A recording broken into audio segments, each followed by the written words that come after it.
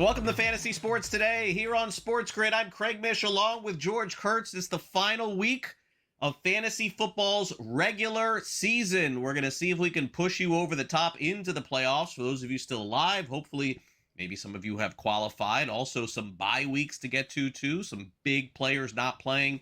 We'll hit the waiver wire, go over all the fantasy matchups with you for the next 60 minutes exclusively here on SportsGrid.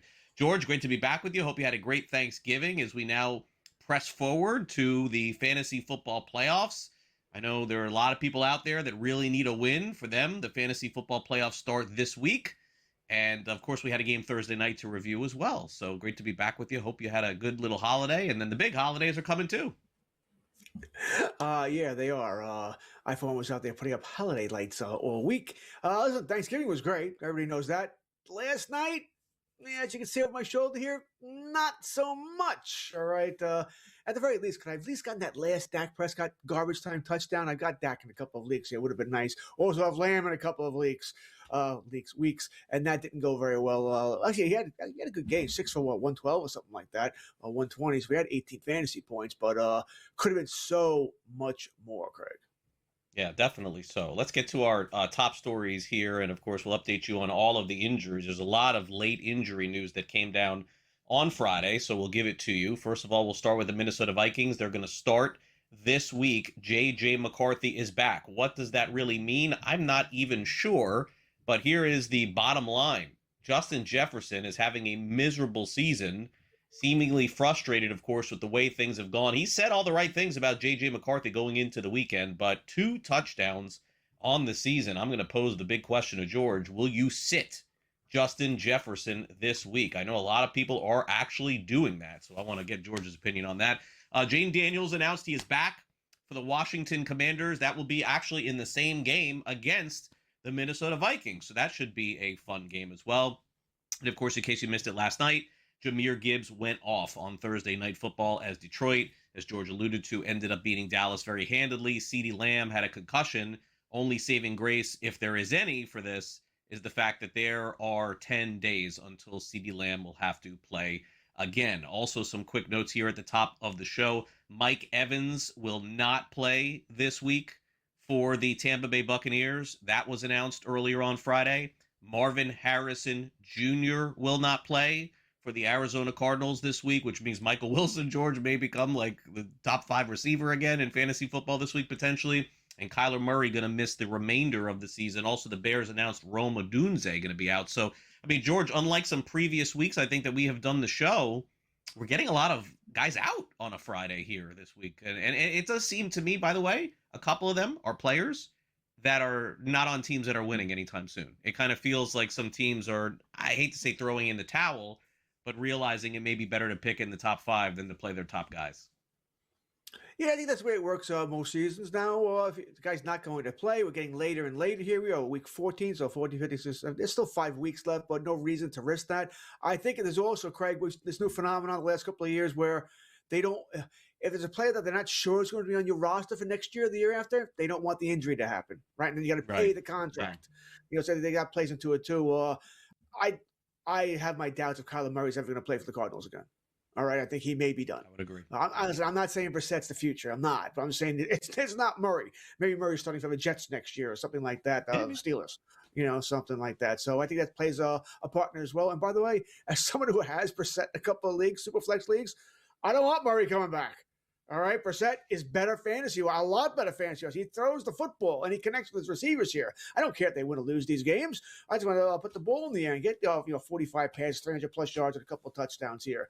And by the way, he's obviously much better for Wilson as well. And as you said, definitely, Harrison being out is even better for Michael Wilson. Yeah, it is. I mean, Wilson, I think is a wide receiver 1 now going into the weekend, which begs the question. Justin Jefferson. George, it's funny. I almost said George Jefferson. George. So, do you sit Justin Jefferson? Do you sit him this week? I mean, he's definitely not a wide receiver 1. He's definitely not a wide receiver 2. I think he's borderline wide receiver 3 or flex. This is a really hard decision because you took him with the first 2 or 3 picks in the draft. but in all likelihood, you can find somebody better and more reliable. Is it one of those things where you're just going to go down with the ship if that's the case? Or do you pivot with a better option? And there are probably 40 better options out there. All that is true. You know, it sort of brings me back to last night with Amon St. Brown, right?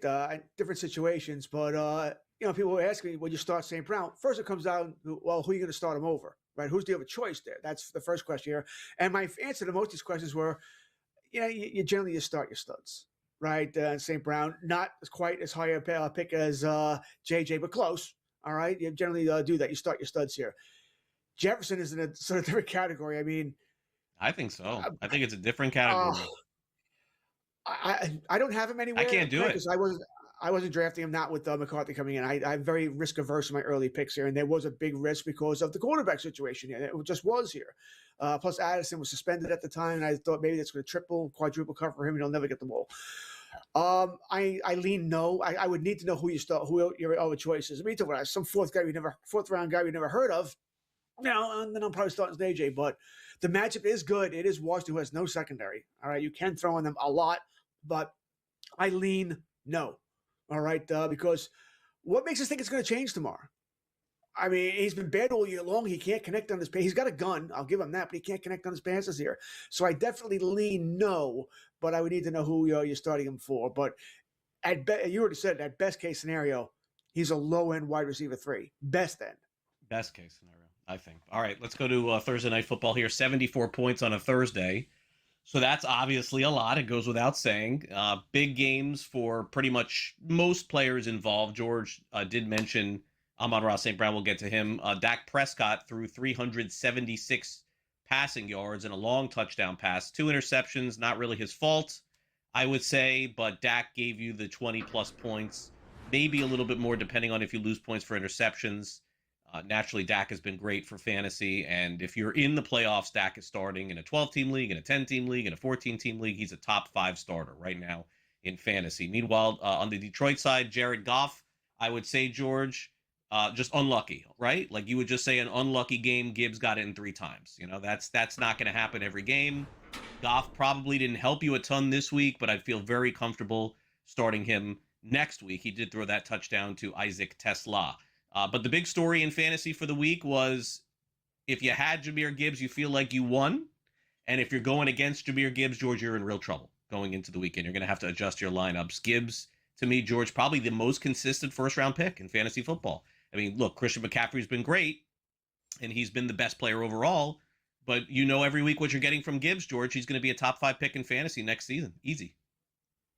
Oh, agreed. He's definitely top 5 next year. The only question with Gibbs is, how much is Montgomery going to take from him? And we saw at the end of last year, the last third of last year, maybe the last half, that it was starting to become Gibbs' show, and it's been that way this season. All right, so Gibbs is absolutely. I mean, who would you take over Gibbs right now?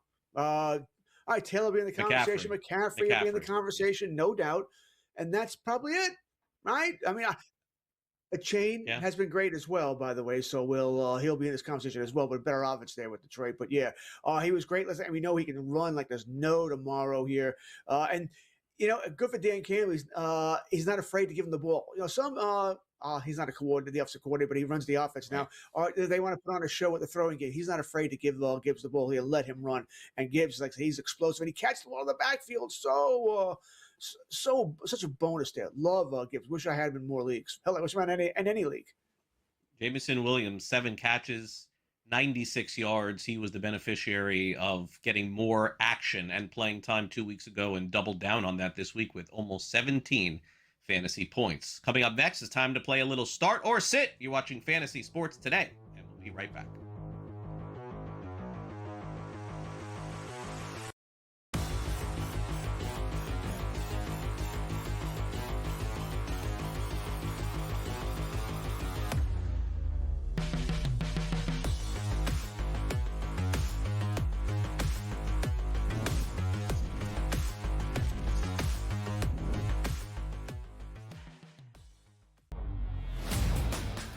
Take a look at it, you say, all right, well, can they do this? But the one thing I know, Every year, I love the SEC championship game. Like this year, we're going to get a pretty good treat in the Big Ten because you have Indiana and Ohio State. But every single year, it's never like I don't have to watch that. Because the reason I bring that up is there's a game that's going to be on 8 o'clock that probably should just be played at midnight or 1 a.m. The ACC championship game. Like, things are not the same. The Early Line, only on SportsGrid. Splash Brothers? How about the Curry Brothers?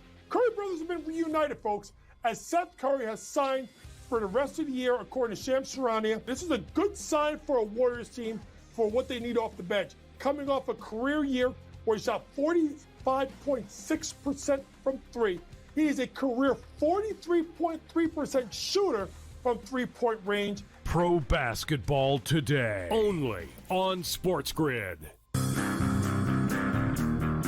You've got an 18-1-6 hockey team.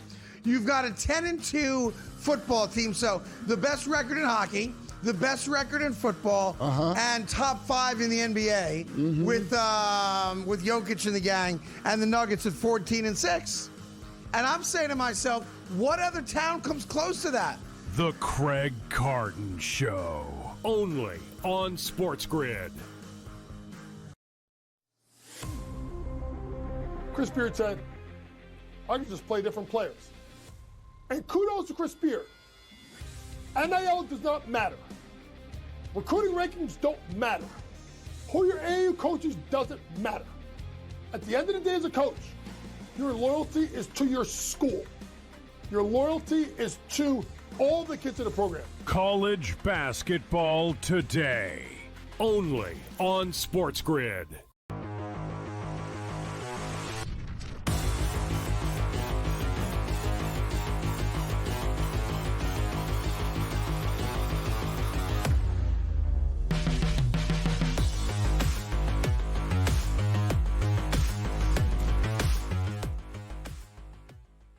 Welcome to Fantasy Sports Today here on SportsGrid. I'm Craig Mish along with George Kurtz as we get ready for Week 14 of fantasy football. Let's take a look at some start-sit options for the week, George. Pick one or the other here, or neither, if you prefer, or both. Let's start with Denver. RJ Harvey is getting his opportunity to shine, seemingly making the most of it. He goes to a place in Las Vegas where things are not going their way. Travis Etienne Jr. is the other option. Jacksonville against Indianapolis. The Jaguars are surging here a little bit toward the end of the season, toward the postseason, although Etienne, not really the same beneficiary that he was, George, early on in the season. Is it cut and dry here that Harvey has emerged ahead of Etienne? It seems like Denver has no other options at running back, and Jacksonville, they have some other guys that are put near the goal line. Yeah, I mean, and when you look at it, blindly here, playing the Raiders. Now, easy choice there. But the Raiders are actually decent against the runs. The one thing they actually do well here. That being said, Etienne, they're both running back twos for me. I think there is more upside with Harvey that at least he could fall into the end zone here once, maybe twice. You never know with that offense there. Bo Nix is very inconsistent, to put it nicely. All right, so we don't know what we're going to get. It is in Las Vegas. So, you got a good track there. I'm probably going with Harvey. I think I'm going to take the chance with Harvey. I think he has a much better chance to score than Etienne does there. So I'm going to go with Harvey. But they're both running back twos for me. Yeah, also keep an eye on the Raiders. Max Crosby's been banged up all week. He is the only defensive player worth a bleep on that team. And if he doesn't go, it could be a very big game for Harvey there as well. All right, let's talk about tight end, the tight end position. Let's go to Jawan Johnson or Harold Fannin of Cleveland. And George, Fannin has been a really nice surprise here for Cleveland this season. I wonder if he is in your mix next year as a back-end tight end 1, tight end 2. I guess depends if they bring Njoku back, who's done nothing this season. Fannin has really emerged as the guy there. But you know who else is pretty good? The guy you see on the left, Jawan Johnson. He's almost the primary target of Tyler Shuck at this point. It's a tough one for me. Not really as tough for me. Cleveland goes up against Tennessee New Orleans against Tampa Bay. I expect New Orleans to have to throw the ball more. That Tampa will score some points here, so more chances for Juwan Johnson. So I'm going to go with Johnson over Fannin here. I don't think they're going to have I don't think they're going to need Sanders to throw the ball that much. I think Cleveland wins this game, by the way. If you're in a survivor pool and you're still alive here and you got Cleveland, I mean, it's a good week to use them, right? You got to use pretty much every team. Yeah, I would use Cleveland this week to beat Tennessee here. So I'm going to go Juwan Johnson here in this scenario. As for next year, listen, I don't know if either quarterback's the same. All right, New Orleans is going to have a top pick. They might grab a quarterback, and Cleveland, same thing. So we'll see how that works out before we worry about next season here. But Fannin probably has more upside long term than Juwan Johnson. All right, I will go that far. But this week I'm starting Juwan. I'll go the other way. I'll take Fannin this week for Cleveland. Yeah, I like what I see, and seems to be a faster tight end. It's like they're two completely different players, not just because Fannin doesn't wear a tight end position. It just seems like Fannin gets down the field fast. Juwan Johnson's one of those rumblers that if he catches the ball, you can't take him down. So I like both, but probably both starting, by the way, for me at tight end. A lot of injuries too, so Fannin for me.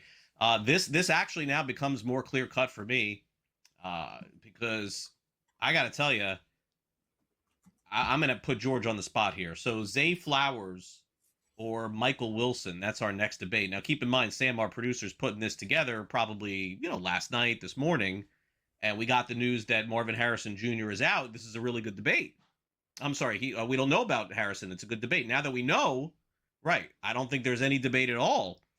I guess we're both going to take Wilson here, but the question is, George, how many receivers are better than Michael Wilson going into this week? I cannot believe this is even a conversation that we're having at this point. I got to put Jackson Smith and Jigba above Michael Wilson, okay? So let's not get it twisted. Somebody's watching the show and saying these guys are crazy if they're going to pick Michael Wilson over JSN.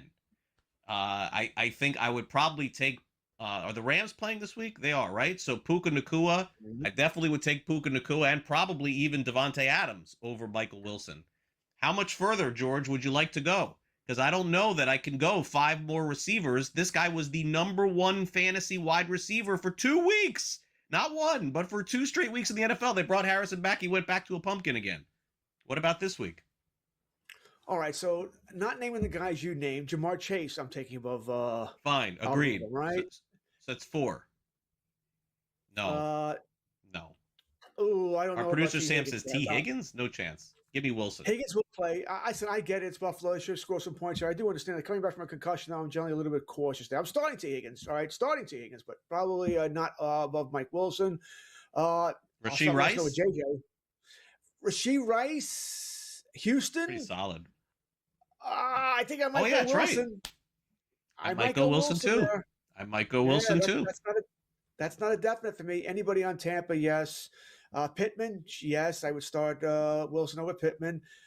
Jacksonville, okay. Pittsburgh, Baltimore, Raiders, Denver. No, I think Wilson. I don't.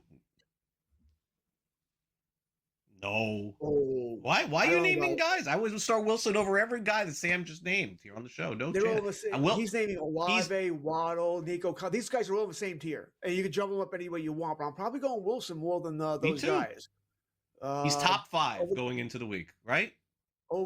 He's probably more top 6, 7 for me, but he's in the same jumble with 4 or 5 other guys. There is a lot of guys that we can argue here or debate here. I just think the upsides with Wilson because they're going to be trailing. We know that. They trail every game here. They're going to throw the ball 45 times. There's no Harrison. If it's not there's no running back. #1 tight end, and there's no back, then it's Wilson. He's proven that over and over again. So, bottom line is this. I want Wilson in my lineup. It'd be very hard for me not to put him in my lineup. I can't believe I'd have 3 better wide receivers and a flex if Wilson's on my team. Yeah, no, I mean, look, he may not score a touchdown. I think that's easy to say. But if I gave you an over-under of 11.5 targets for Wilson this week, what would you say? Would you go over that? 11.5 targets. I would probably take the under. I would have to at 11.5, but it wouldn't be a big bet. Let's put it that way. It wouldn't be 17 targets. He was the back-to-back wide receiver 1 in overall in all of fantasy for 2 weeks. Listen, I don't love the guy. I'm just saying the matchup is there.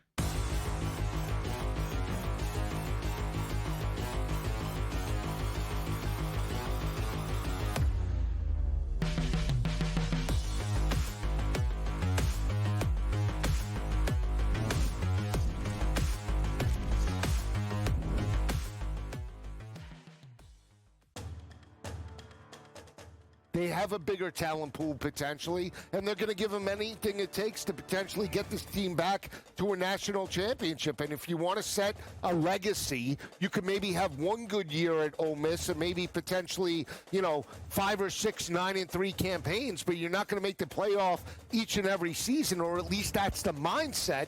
You have a better path at LSU or a bigger school. SportsGrid's College Football Today. Now you're a 1 o'clock guy again, huh? Well, I didn't know I have to appease you. What do you mean appease me? I'm trying to get a read on you. Well, that's it. I don't want you to get a read. I said. Okay. What are you? You're on me like flies on rice. Well, I once watched you destroy an NFL team's season because you zagged so hard in the Best Bet segment. Pro Football Today, only on SportsGrid. Everyone has just been lying about this whole thing. Okay. Of the top 15 teams in the country, there are 4 total losses to unranked football teams. Miami has half of them. Game time decisions, only on SportsGrid. Florida was thought to get Lane Kiffin, but they go and turn to Tulane head coach John Summerall. This is a solid hire, coach. He's a tough-minded coach. I thought he would be a perfect fit at Auburn, just knowing he's from Alabama. But I think Florida got an outstanding coach. He will be a tough nut that knows how to win football games. The Bowden Blitz, only on SportsGrid.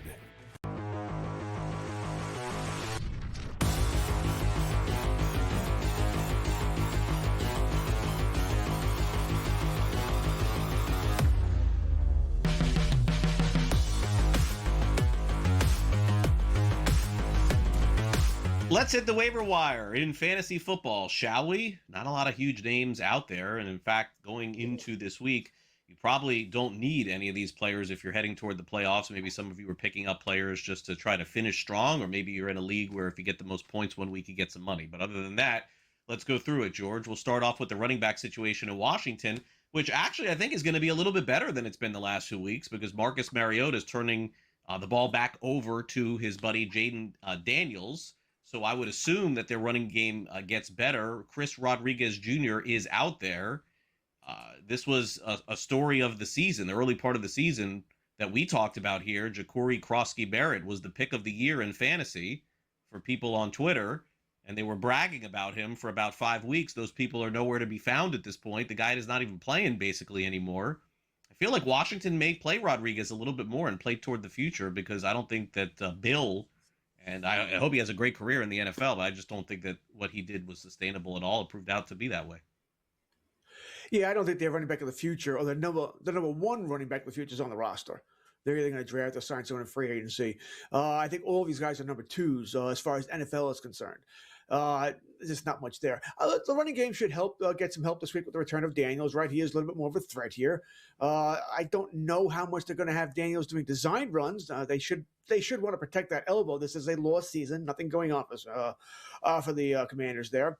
But Rodriguez is a play this week. He's a nice pickup. He's on your waiver wire. And by the way, even if you're fine at running back, you don't need him in flex, pick him up anyway. You should have done that to play defense. Don't let, if I'm playing Craig and he's a running back, I'll claim Rodriguez over Craig. I don't care if he's on my bench. Why would I want Craig to go get him? Or anybody else for that matter? I may have to play you in the playoffs. So it would have been great defense to go get him as well. I picked up in 2 leagues, and I'm starting him in at least one. I might start him in the other league as well here. I think he's going to have a decent representative day here. A little bit of a tough matchup against the Vikings, so keep that in mind. But I do like C-Rod this week.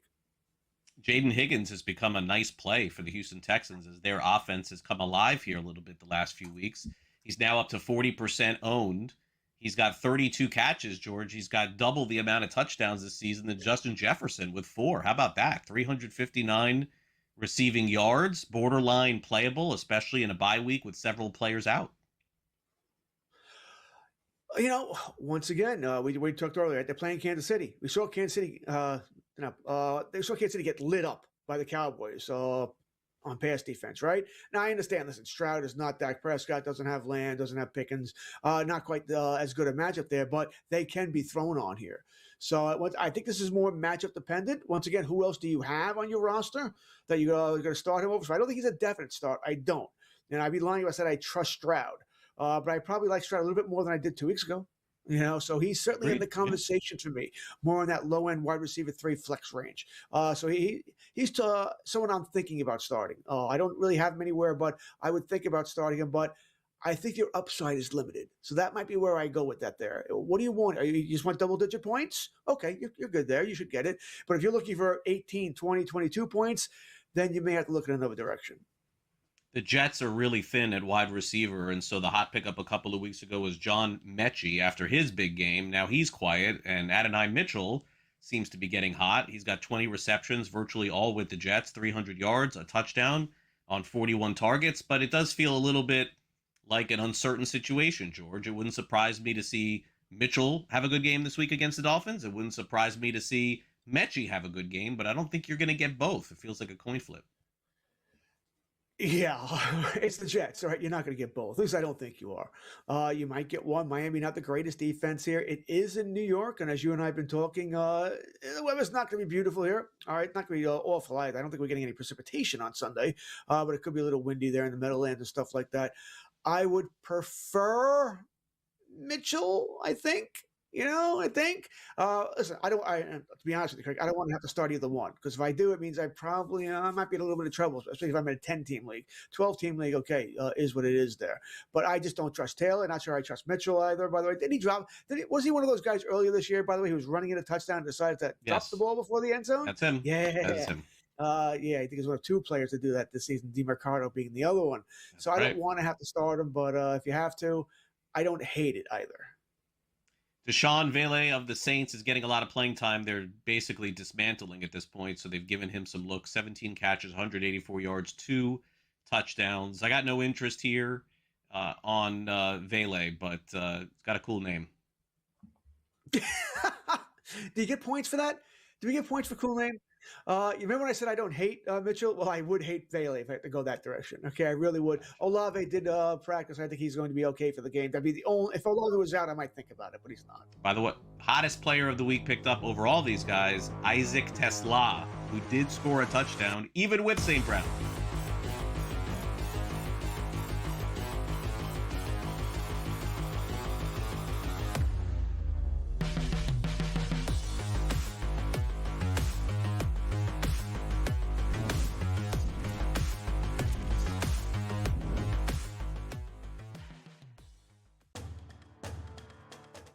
They have a bigger talent pool potentially, and they're going to give them anything it takes to potentially get this team back to a national championship. And if you want to set a legacy, you could maybe have one good year at Ole Miss and maybe potentially, 5 or 6 9-3 campaigns, but you're not going to make the playoff each and every season, or at least that's the mindset.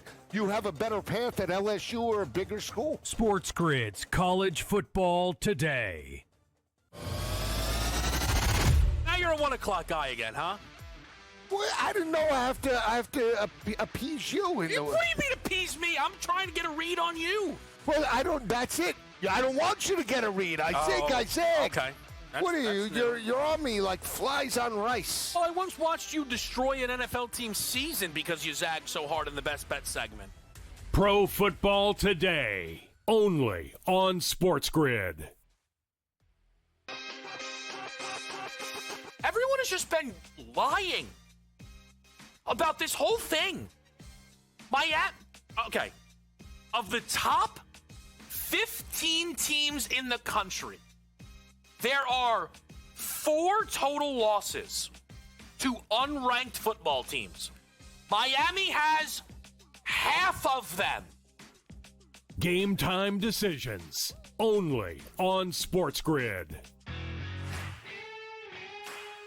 Florida was thought to get Lane Kiffin, but they go and turn to Tulane head coach John Summerall. This is a solid hire, coach. He's a tough-minded coach. I thought he would be a perfect fit at Auburn, just knowing he's from Alabama. But I think Florida got an outstanding coach. He will be a tough nut that knows how to win football games. The Bowden Blitz, only on SportsGrid.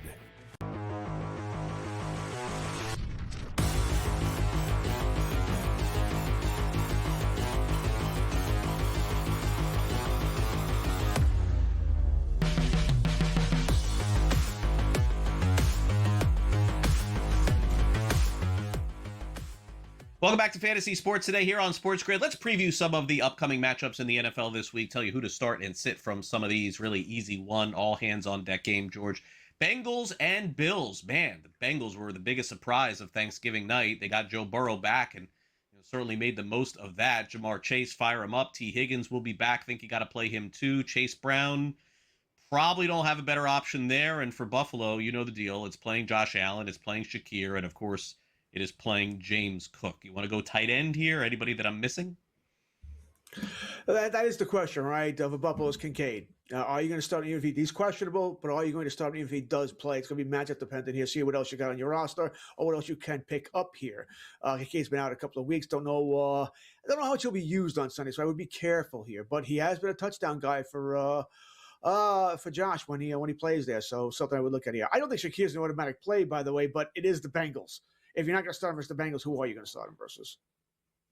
Yeah, agreed. All right, Seahawks and Falcons. This is pretty straightforward, too. Falcons announced that Drake London is not going to play again this week, so Darnell Mooney becomes a possibility. Kyle Pitts is a possibility. If you'd like to torture yourself on Sunday, you can do that.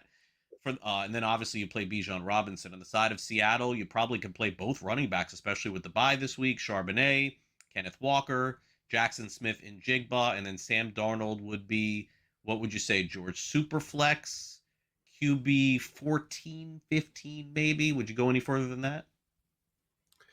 I mean, you're starting Sam, all right? At least you want to start Sam. It is Atlanta. It's a decent matchup here. I'm looking at where I'm having my rankings now. Well, I have him lower than that, by the way. I have him at 17. So he is a super flex guy or a 2-quarterback league, whichever one you play in there. We have 4 teams off on bye. What are you losing here? Young, Dart, May, and Purdy. So there are some quarterbacks that you're missing here. I think there's an upside there. I do, but I think it's a game where Seattle wins. They control it. They don't have to throw the ball 1,000 times. Walker, Charbonnet go, of course, here. A.J. Barner, by the way, is another one of those tight ends, that does catch some touchdowns here. I would probably start Kincaid over Barner, as we talked about those guys. Atlanta, you just said it. Outside of Bijan, I don't know what else you're hoping for there. All right. No, I'll stay with Pitts. Probably does have to go. He is in my top 10. Steelers and Ravens. If this game is anything like it's been for the past 8 to 10 years, you better really take a close look at this. Now, I understand you got to start Derrick Henry, and you probably have to start Jalen Warren. But Metcalf is a borderliner for me, George. Flowers becomes a borderliner for me a little bit. I mean, Andrews has been a little more active at tight end, and I guess, obviously you're not going to sit Lamar Jackson, even though he hasn't thrown a touchdown pass in a month.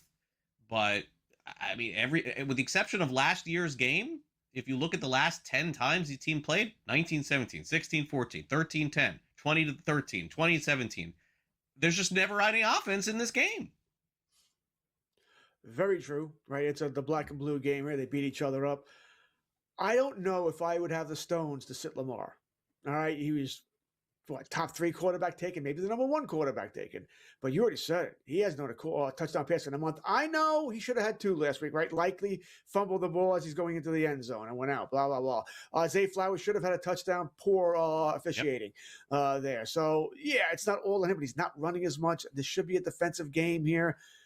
I mean, you just start Lamar or Sam Darnold. I probably lean more Sam Darnold. I think there's a bad chance for a higher upside there, a lot higher upside. So, but I can't believe I'm saying that. It hurts to say that. It just hurts to say that. But yeah, he's not an automatic start for me. DK Metcalf, I'm not starting. No, it's not working out. Henry probably does. Sneaky pickup, by the way. Sneaky pickup. Keaton Mitchell. Somebody I kind of like. He's really the only explosive threat right now on Baltimore. So if you're desperate at running back, if you're looking for a running back, you don't have anybody, whatever injuries, he might be somebody you might want to grab here. He won't get as many touches as Henry, but he has a much better chance of breaking on. Commanders and Vikings, we went into this game a little bit before. We'll just drive it home here for Minnesota. George and I are saying, essentially, if you have better options than Justin Jefferson, this may be the week to do it. Can't start anybody from Minnesota at running back, and you certainly cannot start Jordan Addison at wide receiver. Now, as far as Washington is concerned, George, they do get Daniels back. I think immediately he becomes a QB1, top 12 guy. Immediately, I put him in. Beyond that, it is also desperate in Washington, too. I kind of feel like there may be some points in this game, but the quarterbacking is so uncertain. Not seeing Daniels for 5 weeks and then having this McCarthy, Brosber back and forth. I feel like somebody who wins a daily fantasy contest is going to pick the right guy out of this matchup, but I just don't know who it is. That's fair. It's fair. Having Daniels come back does throw things into the to the blender a little bit. How's he going to play? Are they going to have designed runs for him? Are they going to protect him, max protect? Not, I don't know. I don't think he's necessarily a quarterback one this week. I don't. I think he's another guy. Daniels or Darnold, I'd probably lean Darnold for week 1. I would probably trust Daniels more next week. This is week 14, so you might need to win this week to get in your playoffs.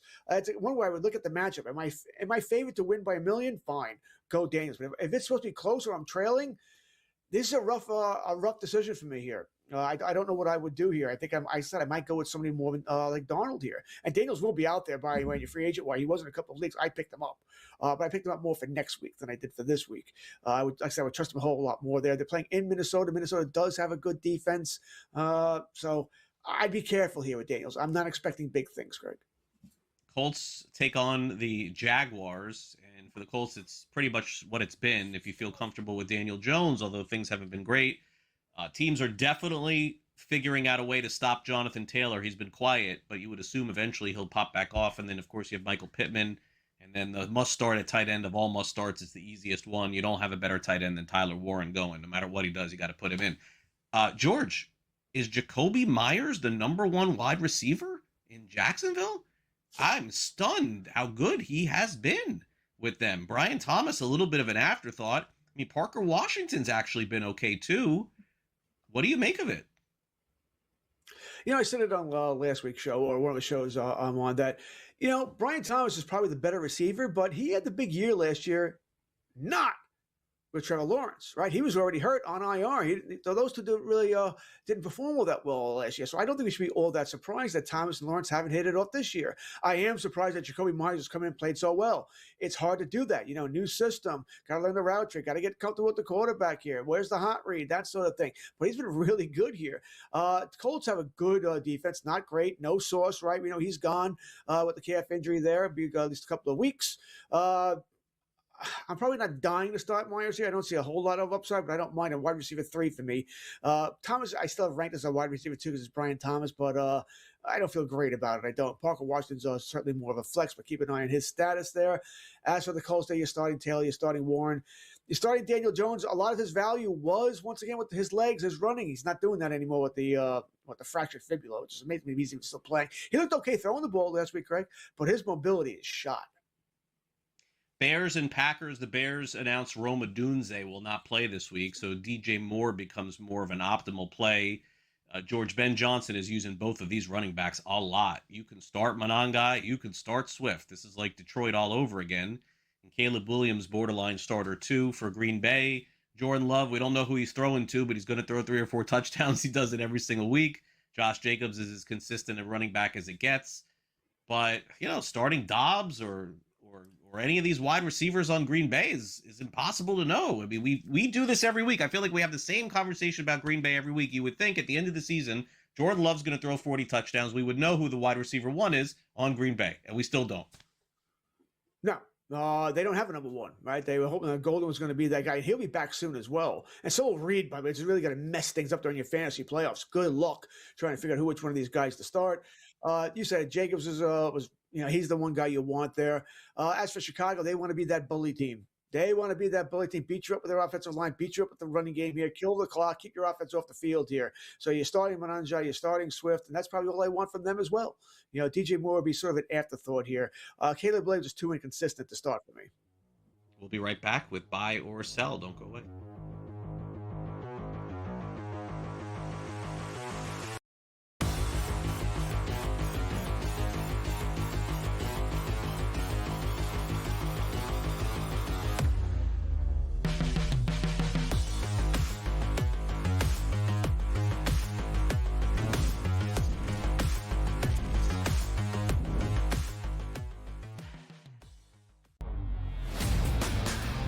just can't quit Josh Allen. He's at a 16% chance. And then the Baltimore Ravens. Ooh, don't count Lamar out. The Indianapolis Colts and Daniel Jones and Shane Steichen. And then there's those Kansas City Chiefs. But I got to tell you, Joe, you see how we're going lower and lower on this list right here? I'm telling you, a nice little wild card down there.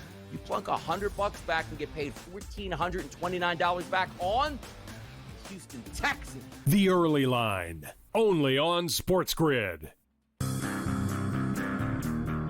You've got an 18-1-6 hockey team. You've got a 10-2 football team. So the best record in hockey, the best record in football, and top 5 in the NBA with Jokic and the gang, and the Nuggets at 14-6. And I'm saying to myself, what other town comes close to that? The Craig Carton Show, only on SportsGrid. You then had a sensational game with the Bears and the Eagles. Who knew how great the Bears were in terms of blowing out the Eagles and maybe having the NFC race go topsy-turvy. And then you also had the 2 NBA games. So it was a big win, I thought, for Amazon for their first ever really big Black Friday day. I think it's something we see them doing now forever on that Black Friday. Newswire, only on SportsGrid. Football contest season is back, and so is the Las Vegas Football Contest Show. Season 2, the sharpest football contest show in the land. Focusing on all 3 Circus Sports contests and the Westgate Superbook Super Contest, we handicap the games and release our contest picks every week of the season. Featuring Super Contest champions Brady Cannon, James Salinas, and former NFL player Mike Pritchard, all team will have you prepared this season like none other. Check us out every weekend right here on SportsGrid.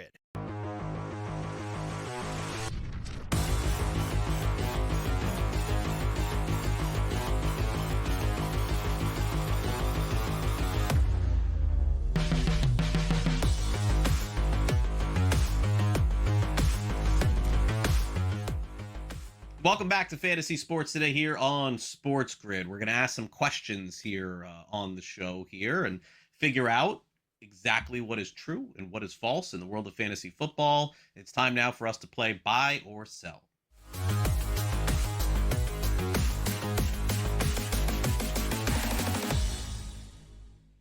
We probably shut down the Dallas Cowboys season last night with the Lions win in Dallas. But for now, I'm sorry, George. But for now, let's focus on the Lions, who at the beginning of the season were minus money to make the NFL playoffs. All of a sudden, they became plus money, lose on Thanksgiving, but now they seemingly are back in at least a 50-50 shot, George. Buy or sell, the Lions will make the playoffs this season. Buy or sell?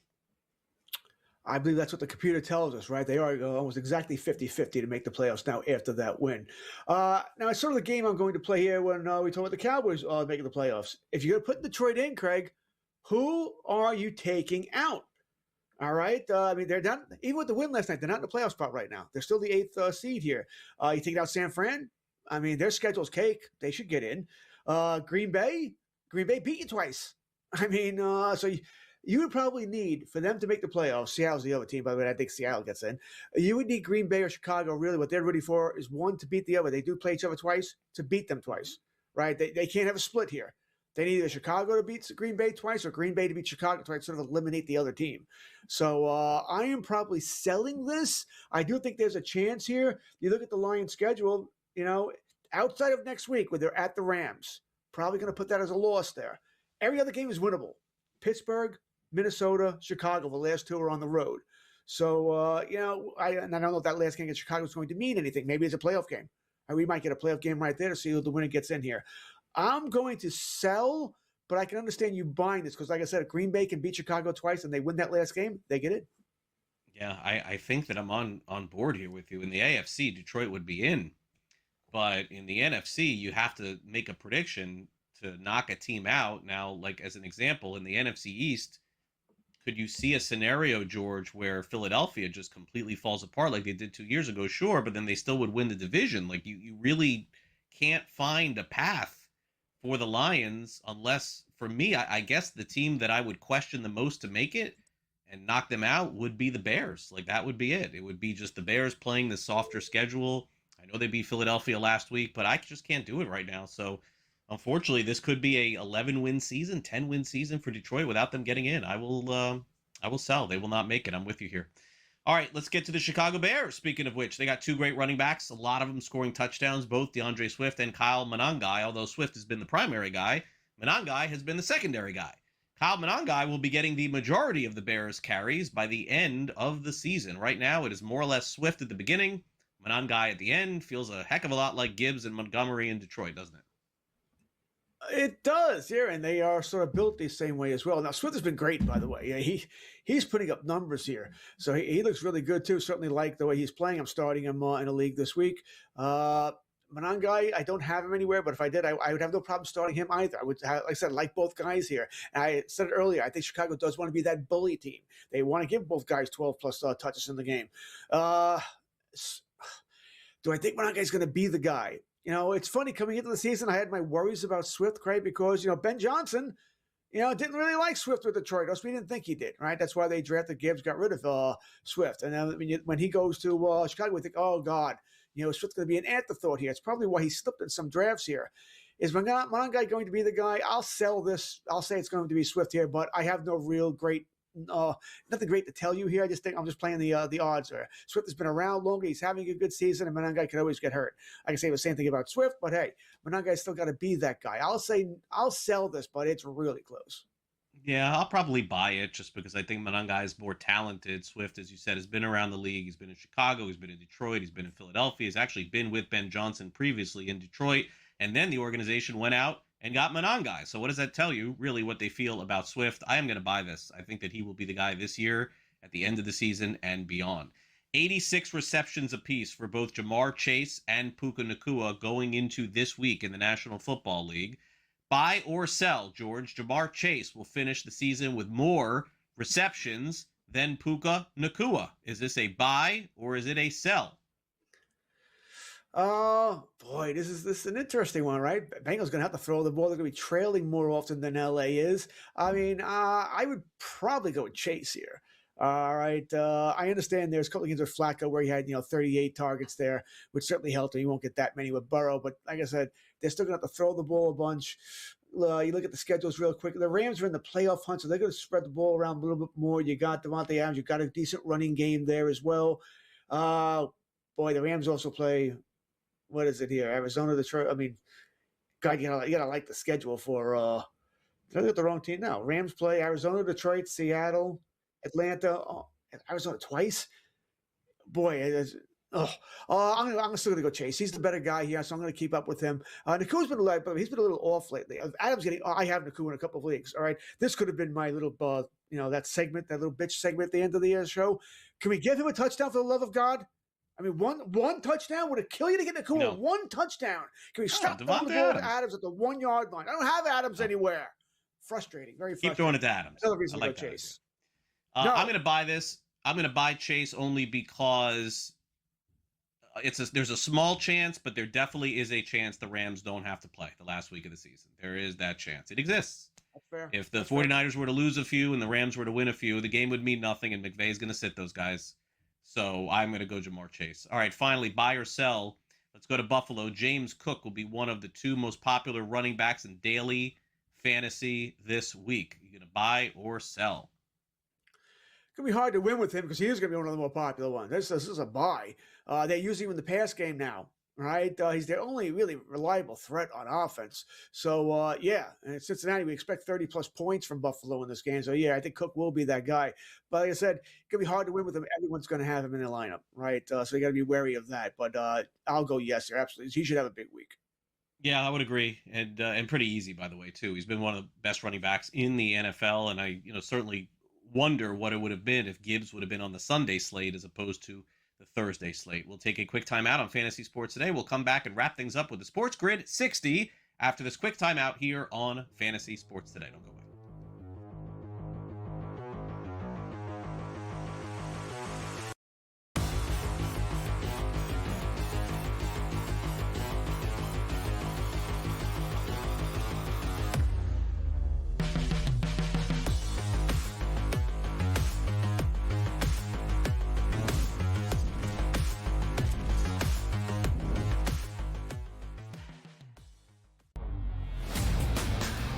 just can't quit Josh Allen. He's at a 16% chance. And then the Baltimore Ravens. Ooh, don't count Lamar out. The Indianapolis Colts and Daniel Jones and Shane Steichen. And then there's those Kansas City Chiefs. But I got to tell you, Joe, you see how we're going lower and lower on this list right here? I'm telling you, a nice little wild card down there.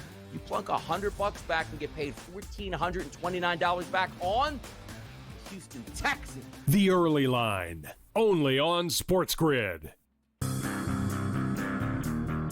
You've got an 18-1-6 hockey team. You've got a 10-2 football team. So the best record in hockey, the best record in football, and top 5 in the NBA with Jokic and the gang, and the Nuggets at 14-6. And I'm saying to myself, what other town comes close to that? The Craig Carton Show, only on SportsGrid.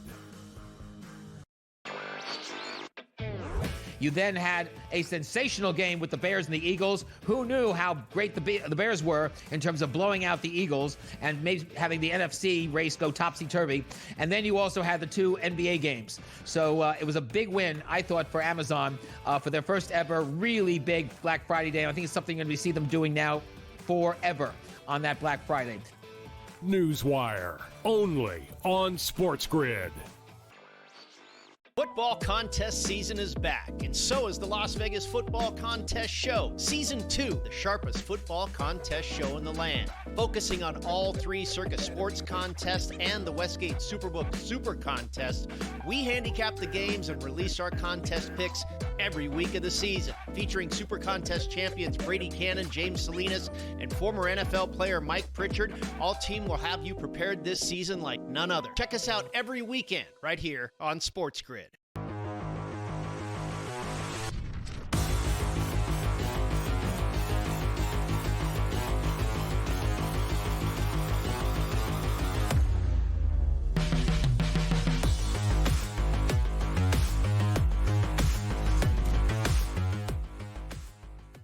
Really interesting to think if you would have drafted 2 running backs on the same team and played them all season long, how things would have looked. That's the focus here as we get ready to wrap up fantasy sports today. If Travion Henderson and Ramondre Stevenson were one running back, they would have combined as the RB6 of the season. Kenneth Walker, Zach Charbonnet, same. DeAndre Swift, Kyle Monangai, all the way up to 4. And then George Naturally, Rico Dowdle was fantastic.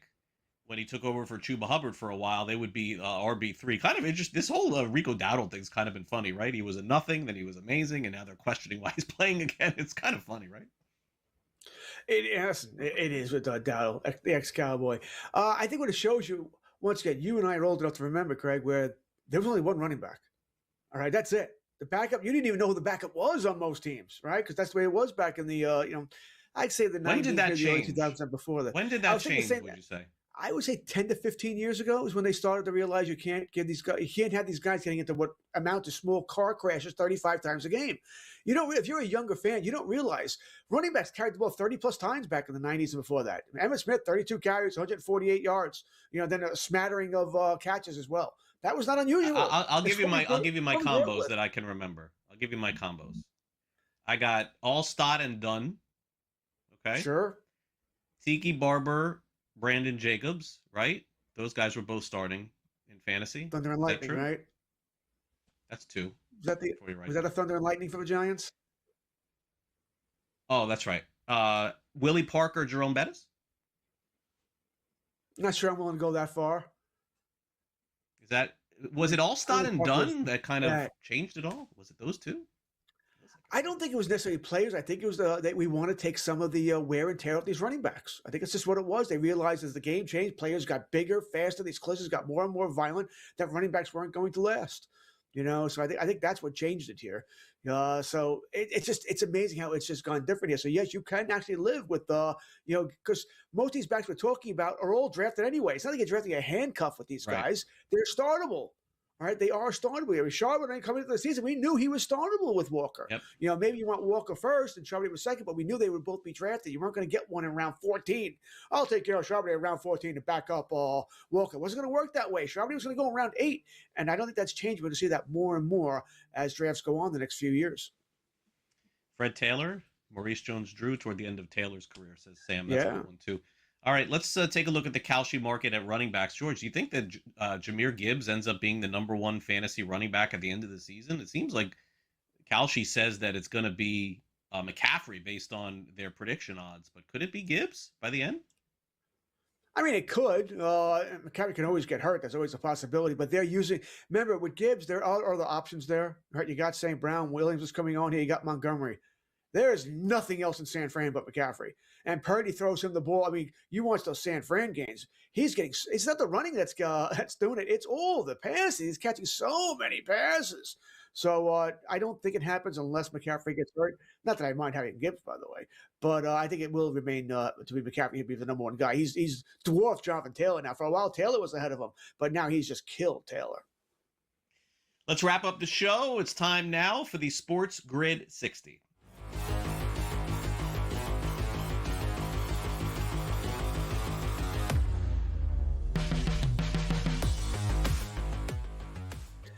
All right, we heard this week that the no surprise, by the way, the Good Friday. How about the Black Friday game? Did very well for the NFL. No shock. Any standalone game does well for the NFL. And now the NFL is thinking about, well, we maybe want to do more than one game here.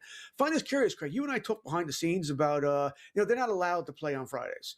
I think it's more Friday night than anything else. There's an old rule. They're not allowed to play on Fridays from the second week of September through the second week of December.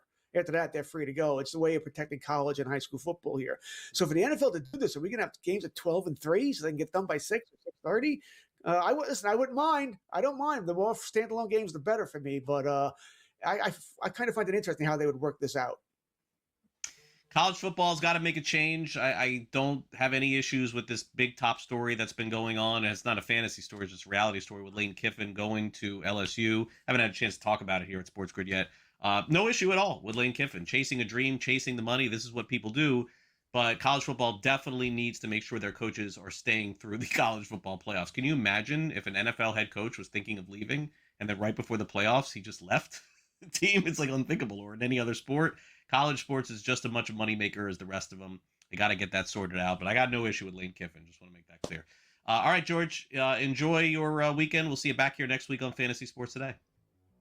You as well. Everybody have a good time this weekend. Good luck out there. Hope you make your playoffs.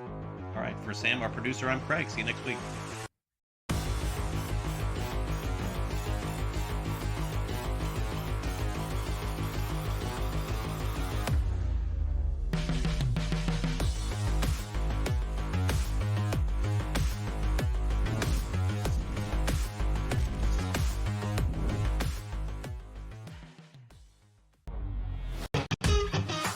Nobody bats 300 anymore because the value of hitting a fly ball, which could eventually become a home run, is so much more valuable. It's when the shift in the NBA went from 2-pointers to 3-pointers. Well, if I can make 40% of my threes, I'm just going to jack threes all over the place. There's more value in that. Well, there's more value in just like ripping driver most of the time. The Smiley Show, only on SportsGrid. Ole Miss got left at the altar, and Ole Miss decided, I'm either going to let her continue to embarrass me, or I'm going to have some self-respect and kick her ass out the door and lock it behind her and not let her back in. And that, for me, is the right thing to do. Lane Kiffin had the right to leave. Yep. He chose to leave. I wish you the best of luck. Not really. The Craig Carton Show, only on SportsGrid. Take a look at it, you say, all right, well, can they do this? But the one thing I know, every year I love the SEC championship game. Like this year, we're going to get a pretty good treat in the Big Ten because you have Indiana and Ohio State. But every single year, it's never like I don't have to watch that, because the reason I bring that up is there's a game that's going to be on 8 o'clock that probably should just be played at midnight or 1 a.m. The ACC championship game. Like, things are not the same. The Early Line, only on SportsGrid. It's stunning to think that, right? And I had the over on the win total, or going into the year with the Patriots, was 8.5. I thought they could win 10 games. They've already won 10 games. And that is a stunning turnaround, to go from worst to first here. And they're not the only team that could do it. The Jaguars could do it too. They are right on that precipice here if they handle their business against the Titans the next couple weeks and, at least split between the Indianapolis Colts those two games. Fantasy Sports Today, only on SportsGrid.